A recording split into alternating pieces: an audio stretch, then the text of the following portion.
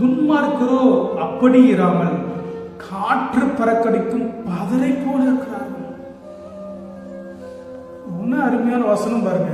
சங்கீதம் 4:4 துன்மார்க்கரோ அப்படி இராமல், எப்படி இராமல், தன் காலத்தில் தன் கனியை தராம, தன்னுடைய வாழ்க்கையில வர வேண்டிய ஆசீர்வாதம் வராம, தன் காலத்தில் வர வேண்டிய நாட்கள்ல வர வேண்டிய காரியம் நடைபெறாம போறதுக்கு காரணம் என்னன்னா, துன்மார்க்க வாழ்க்கை நம்ம வாழ்றோம்.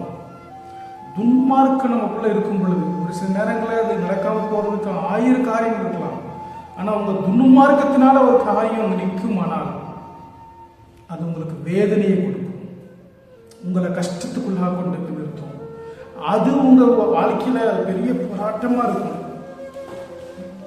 உங்க சமாதானத்தை கெடுக்கிற ஒரு காரியம் நடக்கலை. இப்போ ஒரு காரியம் இருக்கு, நீங்க ஒரு பிசினஸ் பண்றீங்க, அந்த பிசினஸ் எல்லாம் ஓடலை, நார்மலா ஓடிக்கிட்டு இருக்கு.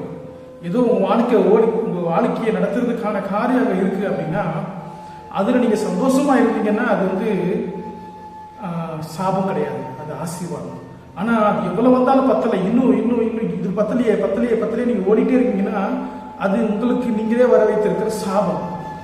நீங்க உங்களிலே சமாதானத்தை எடுத்துக்கிறீங்க. உங்க வாழ்க்கையில நீங்களே ஒரு திருப்தி இல்லாத வாழ்க்கைக்குள்ளாக நீங்க போயிருங்க. அப்ப இதனால என்ன ஆகும்? வளர்ச்சி வர மாட்டேங்குது, தெய்வு தான் வருது, சமாதானம் இல்லை, குழப்பம் வந்துடுது. ஏன் சமாதானம் இல்லை? உங்களுக்கு அதிக ஆசை வந்ததுனால சமாதானத்தை நீங்க இழந்துடுறீங்க.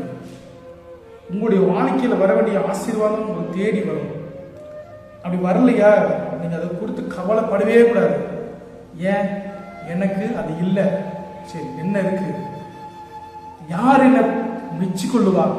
இந்த உலகம் மெச்சிக்காது. இன்னைக்கு ஒருத்தன் உங்களை பார்த்து நல்லா பேசுவான், நாளைக்கு அதே மனுஷன் உங்களை திட்டுவான், பழிச்சிட்டு பேசி போவான்.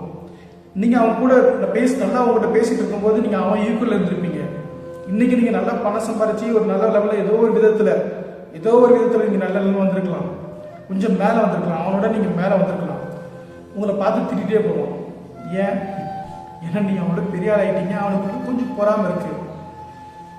இது மனுஷனுடைய இயல்பு. மனுஷன் என்ன யோசிக்கிறான் அப்படின்னா, நீங்க உங்க வாழ்க்கையில சமாதானத்தை காட்டுறது. அதுதான் துன்மார்க்கமான மனுஷன் சமாதானமா இருக்க மாட்டான். துன்மார்க்கம் செய்கிறவன், மாய்மாலம் பண்ணுகிறவன், வேஷம் கொடுக்கிறவன், பாவி,